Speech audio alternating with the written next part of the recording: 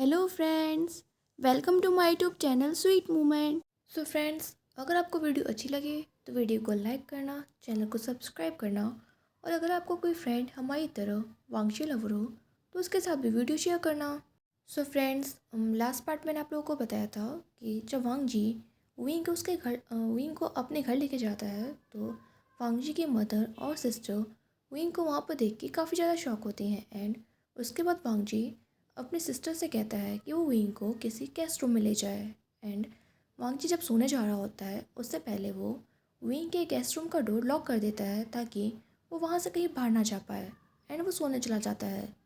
जब मॉर्निंग में वांगजी की नींद खुलती है तो उसे याद आता है कि आज उसकी मैरिज है एंड मैरिज से पहले उसे बहुत कुछ करना है।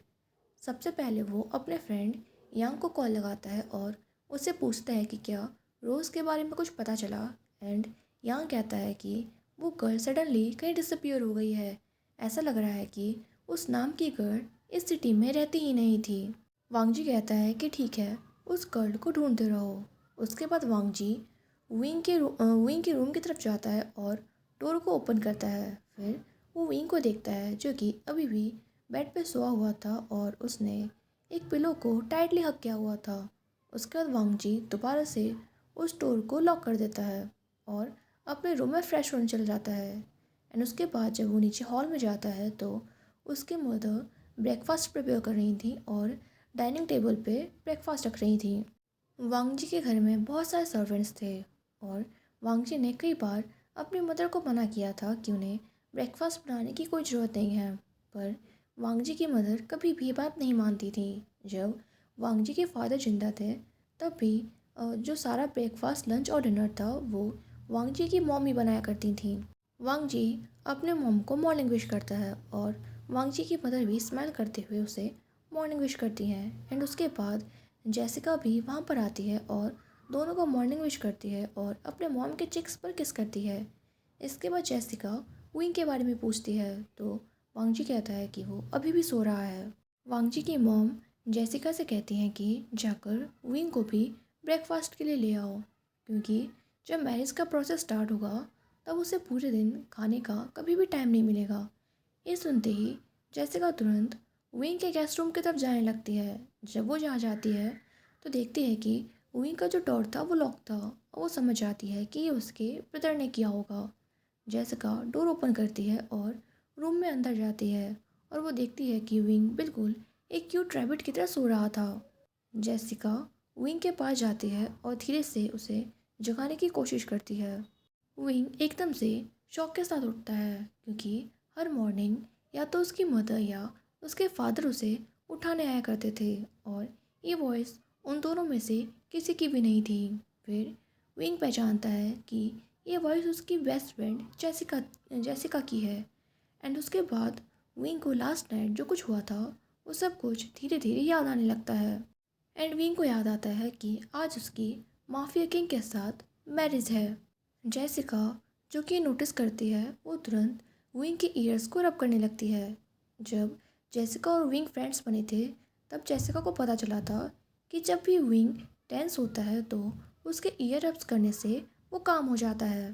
फिर जेसिका विंग से कहती है कि तुम पहले फ्रेश हो लो, तुम्हारा हर कोई ब्रेकफास्ट के लिए वेट कर रहा है। ये सुन के विंग सरप्राइज था कि यहाँ पर कोई ब्रेकफास्ट के लिए उसका वेट करेगा। फिर जेसिका उसके बेड से उठने में हेल्प करती है और विंग कहता है कि उसके पास चेंज करने के लिए कोई क्लॉथ नहीं है। जेसिका कहती है कि तुम उसकी चिंता मत करो, मैं कोई इंतज़ाम करती हूँ। और फिर वो विंग की उस रूम में जो वॉशरूम था वहाँ तक लेके जाने में हेल्प करती है। पर विंग कहता है कि क्या जेसिका उसे बाथरूम के जो फीचर्स हैं वो बता सकती है, क्योंकि ये प्लेस उसके लिए नया है और उसे यहाँ पर कुछ भी नहीं पता। जेसिका जब ये सुनती है तो उसे रियलाइज़ होता है कि विंग के लिए ये रूम नया है और विंग यहाँ पर कुछ भी नहीं जानता। वो तुरंत विंग के साथ उसके वॉशरूम में जाती है और उसे कहाँ पर क्या चीज़ रखी हुई थी ये बताती है। इसके बाद जेसिका रूम के बाहर आ जाती है, पर वो सोचती है कि उसने विंग से कह तो दिया है, पर वो विंग को क्लॉथ्स कहाँ से ला के देगी। फिर वो सोचती है कि वांग जी जो कि विंग का होने वाला हस्बैंड है और वही उसे यहाँ पर लेके आया था, तो इस प्रॉब्लम का सॉल्यूशन भी वही करेगा। इसलिए वो सीधे वांग जी के रूम में घुस जाती है, उसका वार्डरोब खोलती है और एक हुडी निकालती है और सोचती है कि ये विंग के लिए काफ़ी है। और फिर वो विंग के रूम में जाती है और उसे वॉशरूम में वो हुडी पकड़ा देती है। विंग जब वो हुडी पहनता है तो वो उसके नीज तक आ रही थी। फिर वो जेसिका से पूछता है कि उसने उसे कोई पैंट क्यों नहीं दी। जेसिका सोचती है कि उसके ब्रदर की कोई भी पैंट विंग में फिट नहीं होगी, इसलिए वो अपने रूम में जाती है और अपना एक शॉर्ट्स लाकर विंग को दे देती है और कहती है कि अभी विंग इससे काम चला ले। विंग को ये ड्रेस पहनने में कोई प्रॉब्लम नहीं थी, क्योंकि वो अपने घर पर ज़्यादातर टाइम शॉर्ट्स और ओवरसाइज्ड हुडी ही पहनता है। उसके बाद जेसिका विंग की हेल्प करती है उसे डाइनिंग एरिया तक पहुंचने में और फिर उसे एक चेयर के पास ले जाकर उसके बैठने में भी हेल्प करती है। वांग जी जब विंग को जेसिका की हेल्प के साथ स्टेयर से उतरते हुए देखता है तो उसे देख के काफ़ी ज़्यादा शॉक था। विंग ने जो शॉर्ट्स पहने हुए थे वो हुडी की वजह से दिख नहीं रहे थे। एंड वांग जी विंग की बॉडी पे अपनी हुडी देखता है जिसमें विंग की पूरी बॉडी छुप गई थी और वो बहुत ही ज़्यादा स्मॉल लग रहा था। वांग जी को पहले तो इस बात पे गुस्सा आया कि उस बॉय ने विदाउट उसकी परमिशन के उसके क्लॉथ्स कैसे पहने। पर जब वो विंग को देखता है जो कि उस हुडी में बहुत ज़्यादा क्यूट लग रहा था तो उसका गुस्सा गायब हो जाता है। एंड उसके बाद वांग जी कुछ नहीं कहता और अपने ब्रेकफास्ट पे फोकस करता है। जब विंग और जेसिका दोनों चेयर्स पर बैठ जाते हैं तो वांग जी और उसकी मदर सरप्राइज के साथ देखते हैं कि किस तरह जेसिका ने दो चॉपस्टिक्स विंग के हाथ में पकड़ाई और उसके बाद वो विंग का हाथ पकड़ के उन चॉपस्टिक्स को बाउल्स की तरफ टच करवाती है और विंग को बताती है कि किस बाउल में क्या फूड है। एंड उसके बाद विंग खुद ही उन बाउल्स में से उसे जो फूड चाहिए था वो अपनी प्लेट में सर्व कर लेता है एंड ब्रेकफास्ट करने लगता है। वांग जी की मदर ये देख के काफ़ी ज़्यादा अमेजमेंट फील कर रही थी और वो विंग से इस बारे में पूछती हैं। तो विंग कहता है कि जब से उसकी आईसाइट गई है तब से इसी तरह उसके मदर और फादर विंग को बता देते हैं कि किस डायरेक्शन में क्या रखा है। एंड विंग खुद को फूड सर्व कर लेता है क्योंकि वो किसी पे भी डिपेंडेंट नहीं होना चाहता। एंड जेसिका ने उन लोगों को ऐसा करते हुए देखा था इसलिए उसे पता था। एंड इसीलिए जेसिका ने भी सेम वैसा ही किया। जब हर कोई ब्रेकफास्ट कंप्लीट कर लेता है तो जेसिका कहती है कि विंग तुम्हारी स्टाइलिस्ट बस आती ही होगी, चलो तुम्हारे रूम में चलते हैं। ये सुन के विंग काफ़ी ज़्यादा सरप्राइज था और पूछता है स्टाइलिस्ट। तो जेसिका कहती है कि मुझे पता था कि तुम यहीं पर रेडी होगे एंड उसके लिए तुम्हारे पास कोई क्लॉथ्स नहीं होंगे, इसलिए मैंने कल नाइट में ही एक स्टाइलिस्ट को बुला लिया था जो तुम्हें यहाँ पर रेडी कर सके। एंड मैंने उसे तुम्हारा साइज़ भी बता दिया था ताकि उसके अकॉर्डिंग वो कुछ क्लॉथ्स ले आए जिन्हें तुम चूज़ कर सको। वांग जी जब ये कुछ सुनता है तो उसे रियलाइज़ होता है कि उसने सच में इन सब चीज़ों के बारे में कोई प्रिपरेशन नहीं की थी। वो तो सिर्फ विंग को यहाँ पर उठा के ले आया और उसे यहाँ पर लॉक कर दिया। ये तो अच्छा है कि उसके सिस्टर ने ऑलरेडी सब कुछ प्रिपेयर कर लिया है।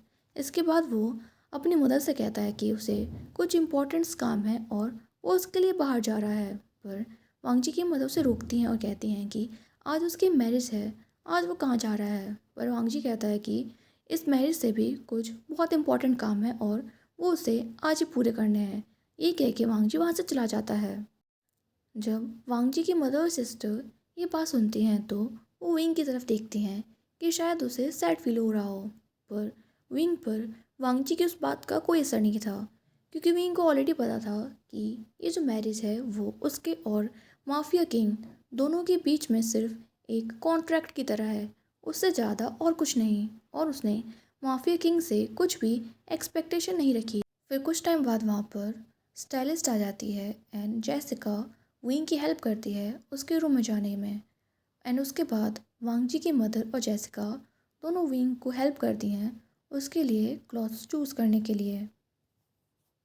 विंग सोचता है कि आज उसकी मैरिज कैसी हो रही है। पर जब वो नॉर्मल था और उसकी आई साइट ठीक थी तब उसकी वेडिंग को लेके उसके कितने सारे ड्रीम्स थे कि किस तरह वो अपने लव ऑफ लाइफ से मैरिज करेगा, किस तरह अपनी वेडिंग की सारी प्रिपरेशन वो खुद करेगा और किस तरह मैरिज में सब कुछ वो डिसाइड करेगा, decoration, flowers, wedding cake, ring, clothes, A to Z सब कुछ।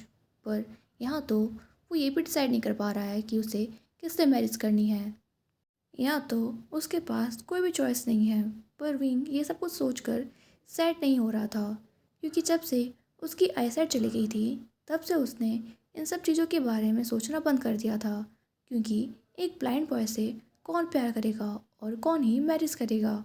एंड माफिया किंग भी उससे मैरिज सिर्फ इसीलिए कर रहा है ताकि वो अपनी रेपुटेशन को बचा सके। तभी जेसिका विंग को उसके थॉट से बाहर लाती है और उसे कुछ क्लॉथ्स देती है चेंज करने के लिए, जो वांग जी की मदर और उसने डिसाइड किया था। विंग वॉशरूम में जाता है और वो क्लॉथ्स चेंज करके बाहर आता है। इसके बाद स्टाइलिस्ट विंग का मेकअप एंड उसके हेयर्स वगैरह सेट करने में उसकी हेल्प करती है। जेसिका और विंग की मदर जब विंग को रेडी होने के बाद देखती हैं तो कहती हैं कि विंग कितना ज़्यादा ब्यूटीफुल लग रहा है। जेसिका धीरे से विंग के चिक्स को पिंच करती है और कहती है कि बनी, तुम बहुत ज़्यादा ब्यूटीफुल लग रहे हो। मैंने कभी भी इतना ब्यूटीफुल बॉय नहीं देखा है। विंग ये सुन के थोड़ा सा ब्लश करने लगता है पर कहता है कि वो इतना भी ब्यूटीफुल नहीं है। विंग जब 15 ईयर्स का था और वो खुद को देख पाता था तो उसे लगता था कि वो एवरेज बॉय है। एंड उसके बाद से उसने अपना चेहरा कभी देखा ही नहीं है कि आखिर वो कैसा दिखता है। तो वो कैसे मान ले कि उसके जितना ब्यूटीफुल बॉय कोई है ही नहीं।